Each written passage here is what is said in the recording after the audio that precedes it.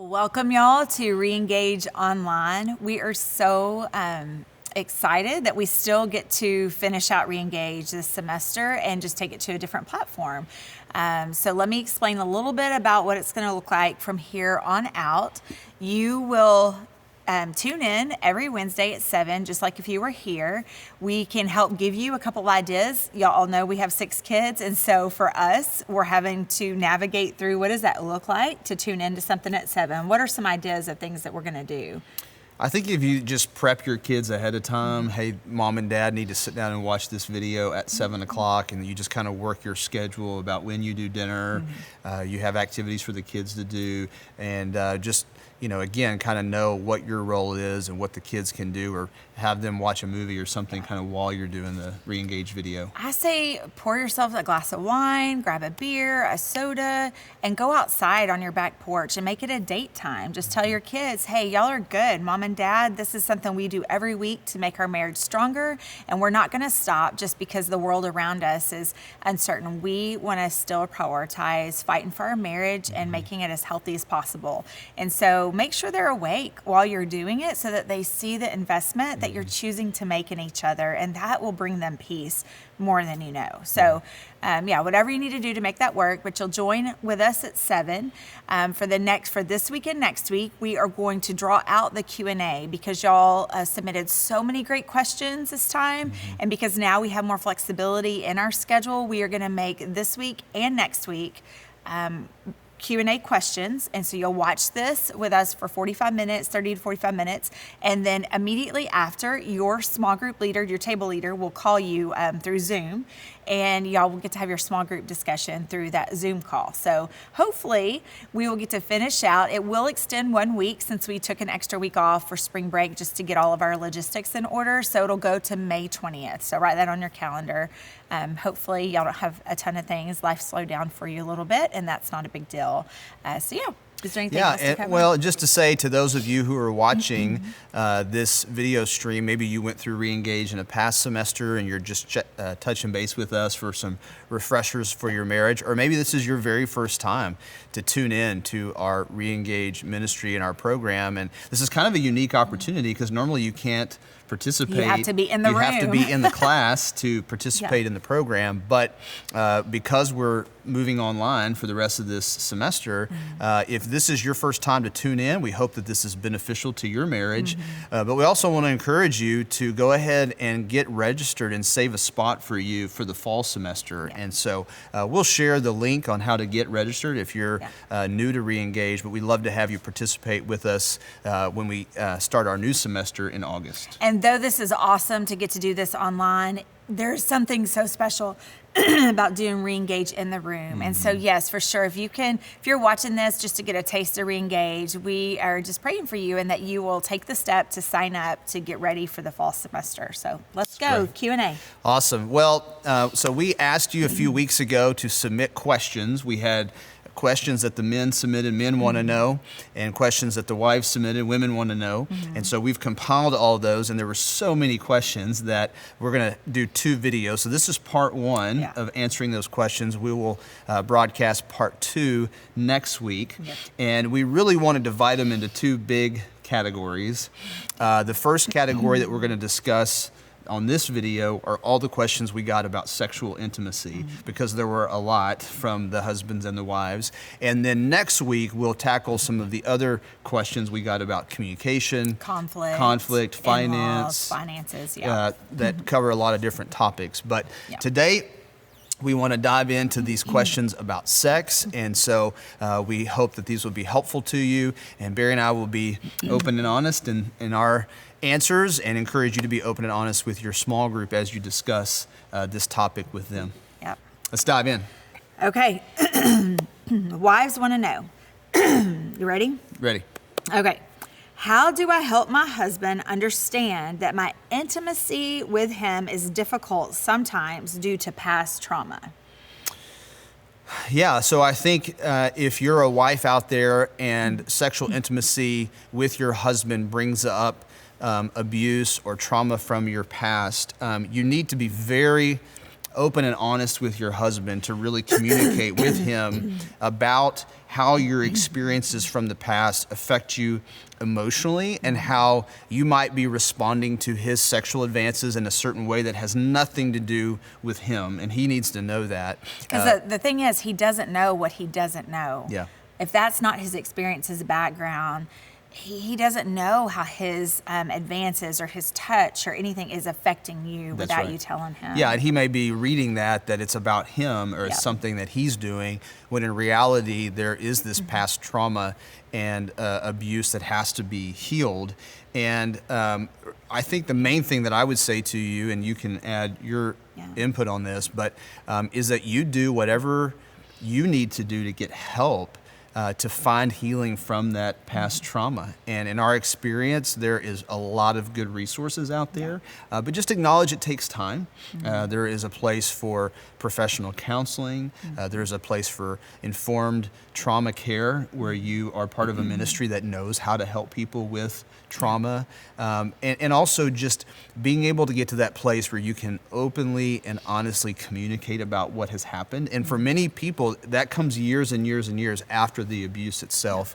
But with the Lord's help, with your spouse's help, with your community, you can get to that place where you can honestly deal with what's happened in your past. Yeah, I've talked to a couple of ladies who abuse is a part of their backstory, and they said that really it creates a lens through which you view all of life from that point forward. It's not like something you experience and then it's over and then you have this life, that everything you do from that point forward, your lens has been altered a little bit or a lot. And so just show yourself grace if you're the person who has been abused, that there's no quick fix, and don't beat yourself up that you haven't figured out how to just get over it, because you're not going to just get over it. And that shouldn't be expected of you. Yeah. And if you are the spouse who is trying to help support and encourage your spouse through that, then you need to know too, they can't just get over it. So don't make them feel bad or shamed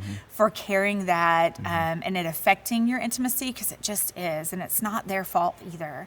And so work together to see it as not her problem or his problem, but hey, this is our issue that we are going to deal with together, and we are going to fight for health together. Yeah, and that's excellent advice. And then I would just speak to the men who have had abuse in their past, because many times there is shame around sexual abuse and sexual trauma in your life. And usually we come at this question from a wife is the one who's experienced trauma. Yeah. But what we're realizing is there's more and more men who have experienced abuse, being molested when they were young, and they are even more ashamed of that and not telling anybody about what they've been through, and that can impact your intimacy and your marriage as well. So men, let me challenge you, with all the love in my heart, that this is also a call for you, if you have abuse and trauma in your past, that you get help and healing from that as well. Yeah. All right, let me ask you this question. This came from one of the wives, but I think it's one that you ought to answer, which is, how do I want to have sex with my husband more often? And we get several questions related Similar. to that, just the differences in sex drive between husbands and wives. And so, this comes from a wife who's saying, I just don't want to have sex. I don't have that desire, but I want to have that desire. And what do I do about that? Yeah, well, I think you alluded to it just now, that the fact is that very rarely are you and your spouse going to have the exact same sex drives.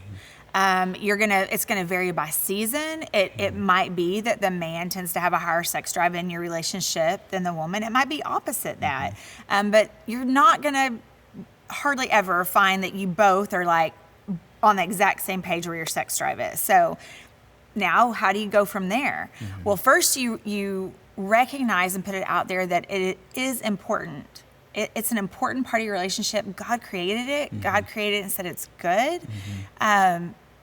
So you can't just say, oh, I don't need that. I don't have that drive for that, so it's not important, because you are doing a disservice to your spouse in that regard. And not to shame the other person for having a higher sex drive, but to recognize that it's God-given.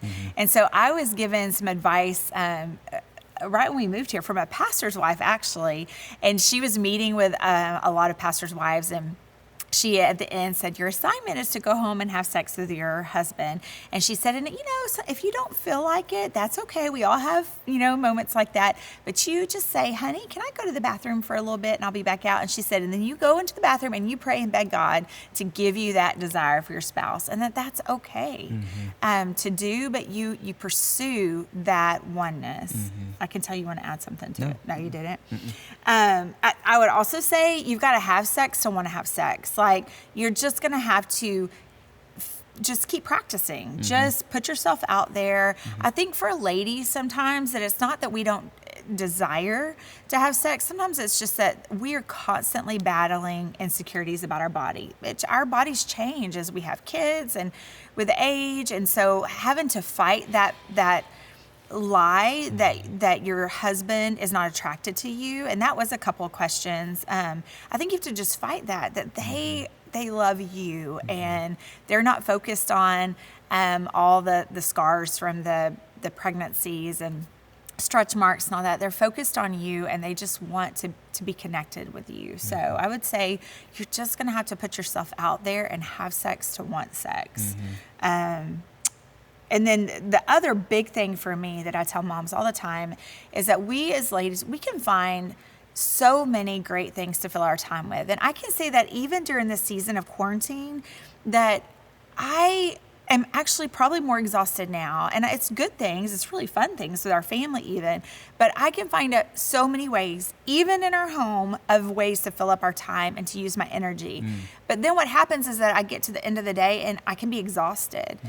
And so I would just challenge you ladies that specifically, you've got to choose where to give your energy and choose to save energy for the end of the day with your spouse, because they are, besides the Lord, they're your first love. They're the one that you are one with. And so you need to save some of that energy and choose to say no to other good things. They're not even bad things, but choose to say no to all the volunteering, all the play dates, all the extras, all the extra gym time, and all the things that you can say yes to. You're going to have to say no so that you have energy for your spouse at the end of the day. So, That's great. Am I forgetting anything? No, that's really, really helpful. Yeah. I think for us, answering a lot of questions about sex helped us. So just. Yeah, no, that's really, really good. Okay, so the next one, let me ask you. How many times per week is normal to have sex? Yeah, we get this question usually every semester. I think people want to try to figure out, is there frequency of intimacy? Is it normal? Are they abnormal? And it's a little bit of a difficult question to answer because every marriage is different. Every situation is different as far as health and children and stage of life and schedules and all of that. So everything that you read statistically says every relationship is different. And so we have to be careful with this question.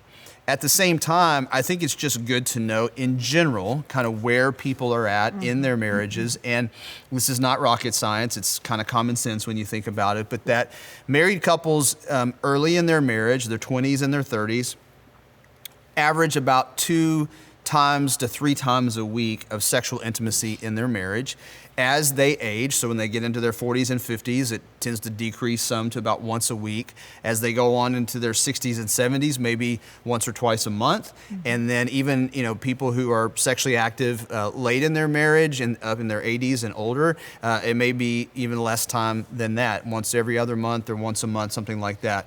The important thing here is to say, don't compare yourself to everybody else, but just recognize that you need to talk to each other as a couple, because I think underneath this question is another question, which is, I want to be more sexually intimate with my spouse than we are, and how do I get there, right? And so don't use this information. I just want to caution you to, look at your spouse right now and say, hey, look, baby, we should be having more sex than we are, what you just need to be honest to say, not we need to compare ourselves to somebody else, but you need to be honest with your spouse and say, I wish we had more time for intimacy in our marriage, and how do we get there, and just be honest with your spouse about that. Yeah, and I would just say know your normal for you as a couple, to know your normal, and then if it changes, talk about it. Like, don't shy away from the hard, awkward conversation. You know, we've talked about this in previous semesters, but there was a time where Keith had been in the hospital, and then he got out, and they put him on this really strict diet that was no carbs. And all of a sudden, I noticed like there was no sexual drive, and so I started panicking on the inside, like, okay, is he addicted to porn? Like, what's going on where he doesn't want sex anymore? And so that was a hard conversation to have, because there's a lot of insecurity and fear that goes into what might be the answer.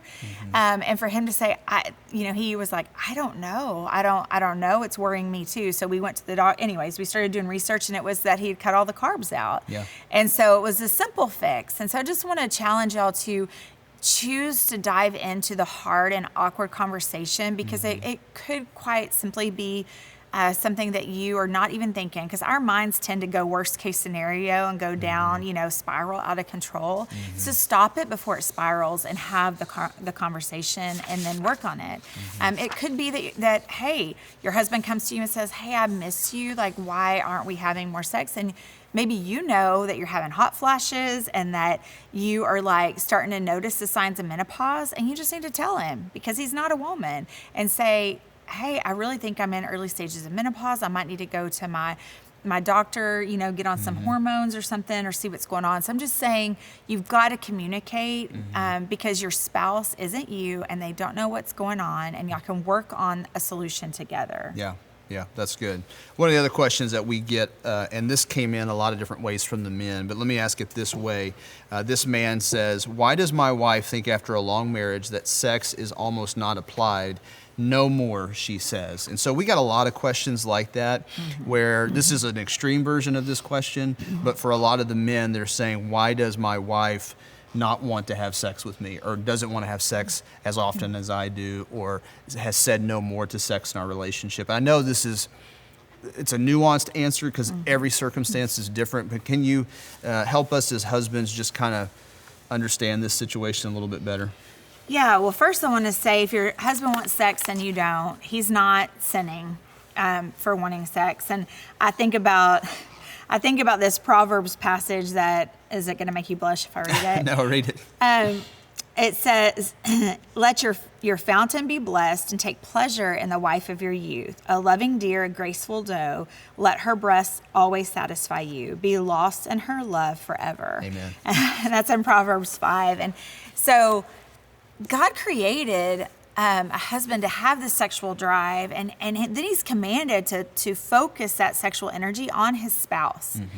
And this is something that his coworker can't give him, hopefully not, like his friends, nobody else can take care of this need. God has ordained it in the husband-wife relationship that you, wife, are the one that can help him to honor what God's commanded him to do. Focus on the wife. But if he's trying to do that, and then the wife is rejecting that creates a lot of tension. And so first of all, I think you as a wife just needs to know your husband's not being a pervert. Like, he's trying to honor what God has said. And that you're not obeying Scripture as a wife if you say no more, I'm done with it. So there was another passage that we talked about.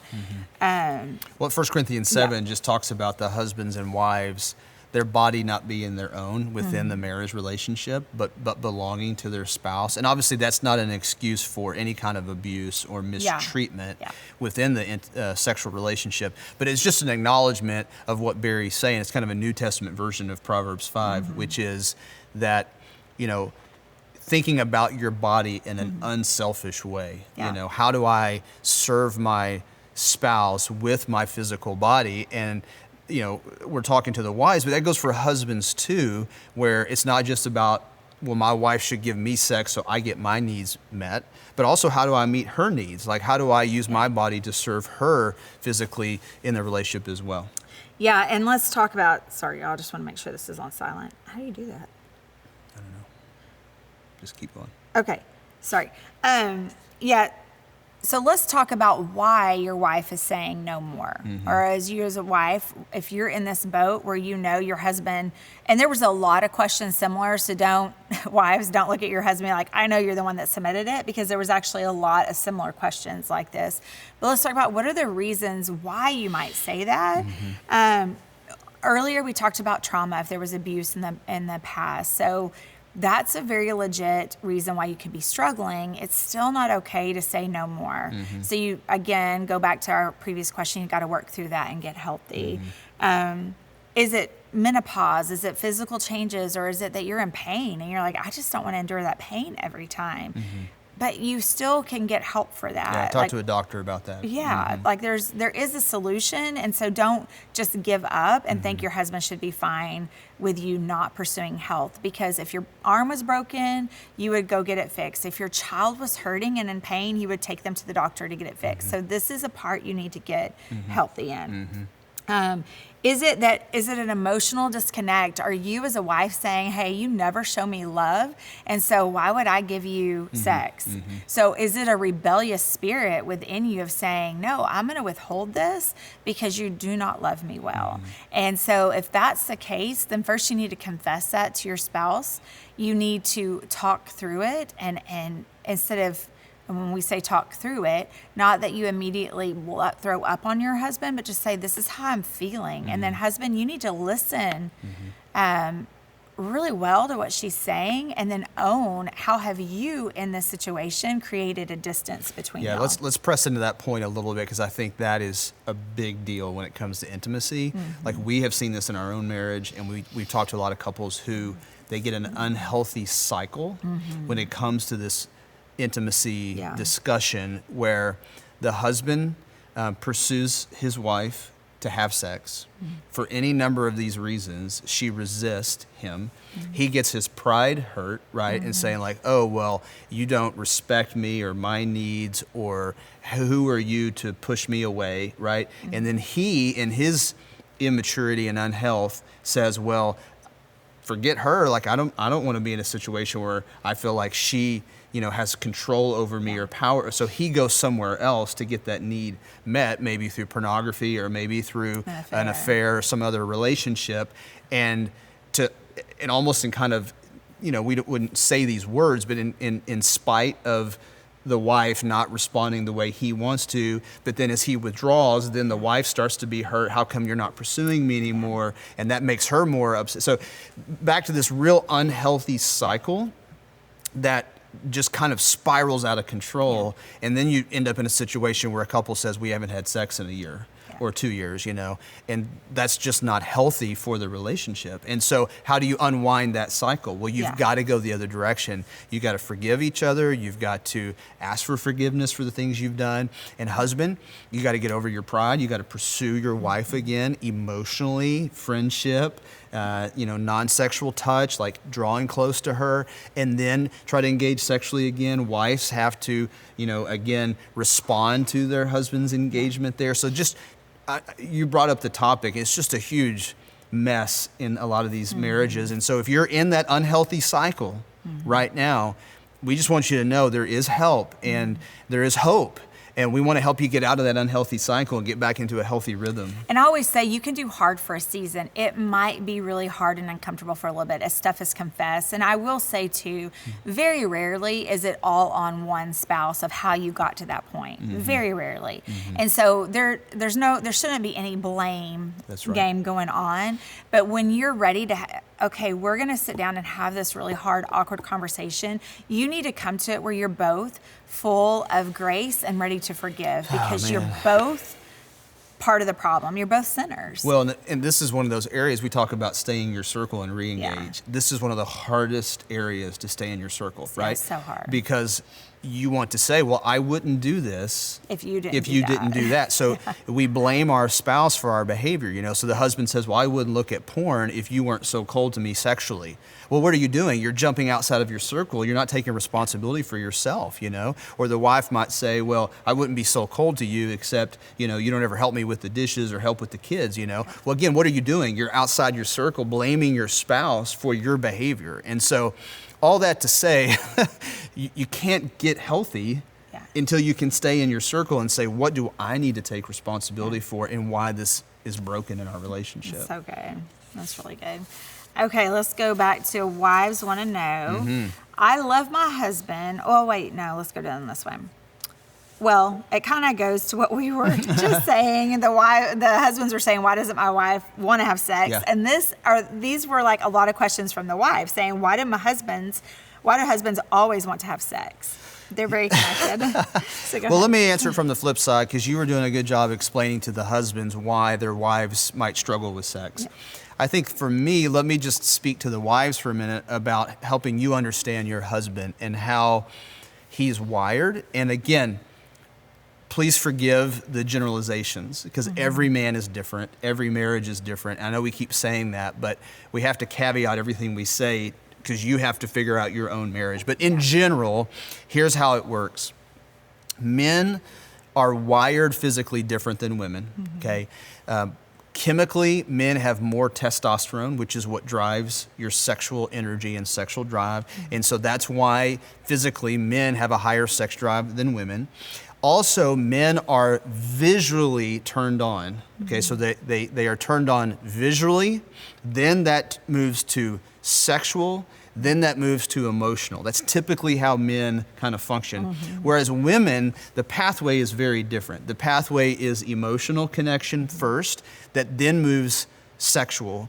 And so just understanding that, I can't believe my husband is turned on visually. Well, again, that's how he's built. That's how he's wired. And so what I want to say to the men out there is I want to say there is a God-honoring way to really use your sexual drive and to think about the way God's wired you. And there's an unhealthy, selfish, not God-honoring way to handle that sex drive. In a God-honoring place, when you are walking in holiness as a husband, okay, then you will appreciate beauty without lusting. Now, that's a fine line, right? Where you see a woman and you can appreciate her beauty without turning her into a sexual object in your brain, right? You see the difference between those two. There is a place in your marriage where you can pursue your spouse selflessly. I want to serve her. And there's a way in which you can pursue her selfishly. I'm going to use her for my own gratification. So one's healthy, one's God-honoring, one's not, There's a place where you can have self-control within your marriage, where you say, man, my wife's had a really hard day. She's really tired. And I'm not going to blame her for that tonight. I'm going to love her by exercising self-control, right? And that's a godly place to be. An ungodly place to be is say, I'm going to be embittered to my wife because she's not available to me right now when I want sex, There's a God-honoring way where you enjoy and celebrate intimacy with your wife in your marriage, and where you're doing that from a place of really honoring her and treasuring her and honoring God in the way that you treat her and being faithful with your thought life to her. All that to be said, the Bible says again and again, sex is a good gift from our Creator to us to be enjoyed in marriage.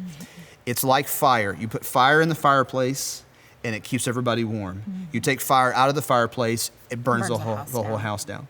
Sex is the same way, men. If you can enjoy it and celebrate it and use it within the marriage covenant in a way that you're honoring God and you're being selfless with it, it's a beautiful gift, and it really draws you close to your spouse. If you pull it out of the fireplace and you run to pornography, you run to an affair, you run to an emotional affair on Facebook or whatever, it will literally burn the house down. And so it's so powerful because it can draw you close and really increase oneness, but it can also tear you down. So I don't know if that helps, but I want to help just wives understand your husband is not a pervert because he wants to have sex with you. And I think just understanding that his sex drive is a God-given gift. Husbands, make sure that that God-given gift is used within the bounds that God wants you to use it. Okay. All right. So we got a question I wanted to ask you that said, I love my husband, so why do I still have dreams about my childhood love interest? They're vivid and hard to dismiss. And so speak into this idea of like, my heart and my mind are going somewhere else outside of my marriage. Yeah, the first practical tip I would give you is you need to block that person from any social media accounts. Like for you, if it's a childhood love interest and you're still thinking about them, you have some connection to them. most likely. And we've seen time and time again this happen to where the wife doesn't feel emotionally connected to her husband. So she starts looking for that emotional connection, fulfillment online through Facebook or Instagram or whatever social media outlet you have, Snapchat. And then you start getting your emotional connection filled that way. It becomes an emotional affair, and then it switches to a full-out physical affair. And y'all, that's not a new thing, and that's not just your story. That is a story that's happening time and time again. So if you want to break that cycle, the first thing you've got to do is you've got to disconnect. If that is turn off your Facebook account, whatever you need to do, go hardcore to block that. If your husband came home and was telling you, hey, I'm having dreams about my coworker every night and I am thinking about them, you would be devastated and you would say, quit that job and go find a different job. Like you would work really hard to get your spouse to break connection with that person. So you need to do that too. And then the second thing is what you were saying, how you could say somebody's pretty or a lady without lusting after them. So you need to call it what it is that you can enjoy your relationship that you had with that person in the past without dwelling on it. And so I would just say, if you find yourself where that person comes to mind and then the thoughts start going, I can see myself with them, or thinking through different scenarios to where y'all are together, you're in sin. I mean, that the Bible calls that adultery, actually, an affair of the heart. And so I would just say you need to stop, you need to call yourself out, and you need to choose to transform your mind, whether that be memorize a scripture passage that reminds you to where your mind and thoughts should be, whatever you need to do to change that thought pattern in the moment. But just recognize it's not godly, it's not helpful for your marriage. It's going to lead you down a path that you do not want. You're not going to like it where that path takes you. Yeah, no, that's really good. That's really wise. Okay, so here's my question for you. Wives want to know, and this also came in a couple of different questions, and but basically saying the same thing. Does him watching or wanting porn mean that he doesn't like me or think I'm pretty? Does it mean he wants out of the marriage? Yeah, again, I'm not able to speak for every husband out there, but in general, no. It's not a statement about you as the wife, about your looks or your sex appeal or even his desire to be with you in the marriage. Generally, what it means is there's a sin issue in his heart that needs to be addressed. And so I'll talk to the men about that here in just a second. But also, I think I just want to say out loud, and we've come across even more women in the recent years. This is not just a men problem, right? No. And so maybe there are ladies who are watching who you've never shared with anybody that you are looking at pornography as well. And what I want to say to men and women who get trapped in pornography is this. It is a powerful addiction. You need to get into your brain that it is just as powerful as alcoholism, drug addiction, workaholism, like all the things we kind of understand you can be addicted to, and you've got to get into recovery to break the hold of. Pornography can work just as powerfully. And just recognize what you're saying. It doesn't discriminate anymore between men or women. No. Everybody's affected by it. Young or old, male, female. Yeah. Across demographics, across jobs. It impacts everybody today. And this is not a video about how to help your kids. We have created 2 Ferguson Home videos related to this topic, so maybe we can share those links out with you. One about how to fight pornography in your marriage, help each other with it, and then one how to help your kids fight pornography, because that's a whole nother conversation. But I guess I just want to say here, there is so much research now that's been done that shows the brain chemistry connected to pornography use and masturbation. And what that does is it releases the dopamine in your brain, which creates new neural pathways within your brain that's connected to that pornography use. And so what happens is once you begin that habit of pornography consumption, you need more, but also you are training your body that says, when I feel stress, I'm going to go to pornography as a stress reliever. And so what's interesting right now is you and I have been talking about this. We're obviously in a stressful moment right now as a nation and as a world. And of course, what's happening right now? Pornography use is going up because people are looking for peace, and this sounds weird, but it's like almost like porn's not really about sex. It's about pleasure, and it's about peace, and it's looking for an escape from the anxiety and stress that I'm feeling because I'm not taking that to God, and I'm not dealing with that something to in bring a me a healthy way. temporary fix, temporary joy. Yeah, so let me just say to you, because I know we got this question from many wives who are saying, does this mean my husband hates me, or should I just put up with the pornography use? And our conviction is, 1, it doesn't mean he hates you. 2, you should not put up with it. This is not a situation where you just say, well, all men look at pornography. All men struggle with lust. Not all men look at pornography. A lot of men struggle with pornography, and so when guys are together, they talk honestly about it and how to help each other, especially Christian men who are trying to honor God with their sexuality. How do we fight for each other? But you don't need to resign yourself to say, well, this is just okay and I have to put up with it within my marriage. It doesn't mean that your husband hates you, that he's rejecting you. What it means is he's struggling to obey God. It's a vertical issue before it's a horizontal issue. Yeah. He's struggling to submit his sexuality to God's word and to exercise self-control with his desires.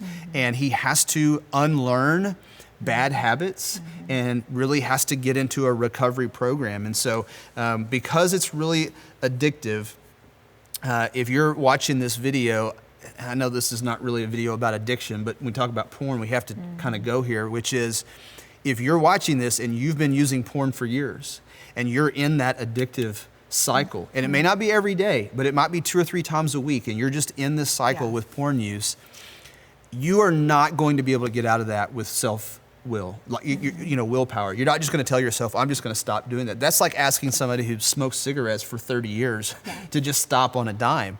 The number of people who can do that are so small, right? And so you are going to need support in that. And so we have been really working with recovery type ministries like Regeneration to get people into addiction recovery. And honestly, if you're in pornography, if there's alcoholism, if there is drug addiction within the marriage, it's really hard to get the marriage healthy until that addiction is dealt with. Yeah, and I think for wives, it would help you to know that we fight for purity for Keith together. And so he's a pastor. He's not exempt from that. 100%. That temptation. Yeah. And so jump in the battle together. We've said that many times, like battles are fought together, not apart.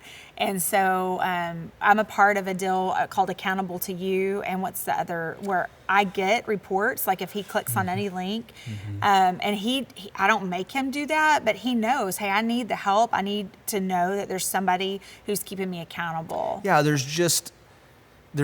we say this with any kind of addiction, there's freedom when things are brought into the light. There's you're just going to be trapped as long as things are in darkness. And so one of the things that I encourage men to do, and women who are struggling with pornography, the same thing, is bring that into the light and say, and I want my spouse, my accountability partner, my friends, I want them to know what I'm doing online, and I want to be an open book about that. And so, Barry has passwords to my phones and histories, and Accountable to You I have as a software I have on my phone, and we have on our kids' phones, and basically just trying to create this awareness, like nothing you do online is private and secret, and our world has really lied to us to tell us, like, what you're doing online is private and hidden and nobody can see it. And now we have enough information to know that's totally a lie.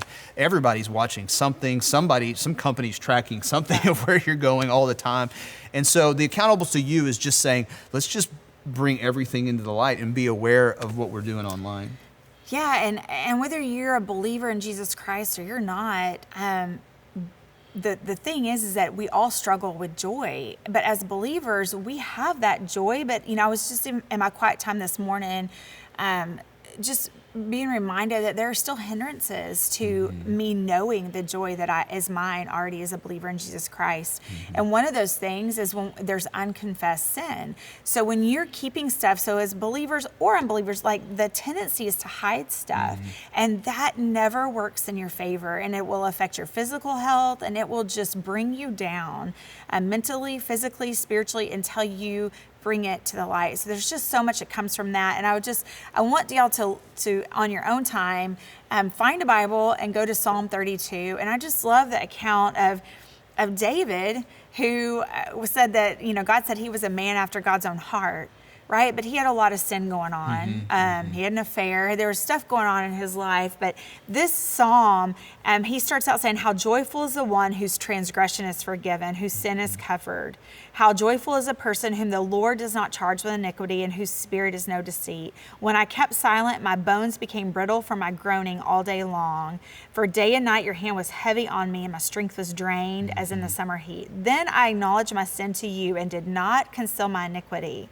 I said, I will confess my transgressions to the Lord, and you forgave the guilt of my sin.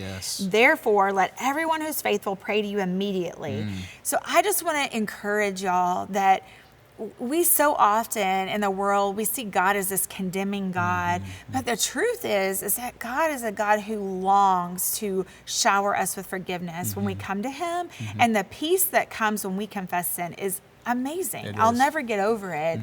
So much grace in that. So I just want to encourage you that you are not defined by your lowest moment, and you are not defined by the worst sin that you think you've committed. Bring it to light and watch what God can do with that. Yeah, that's really good. I need to stop preaching.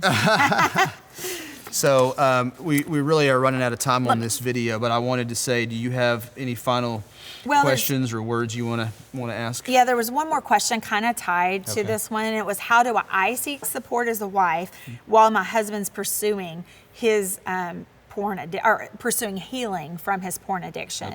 And you talked about Regen, and I just wanted to go there with a wife, that Regen is actually for you too. Yeah, that's good. Do it together, because the fact of the matter is we all have addictions. Some of them hurt others around us more than others. Like, we can hide some stuff and it can affect us more.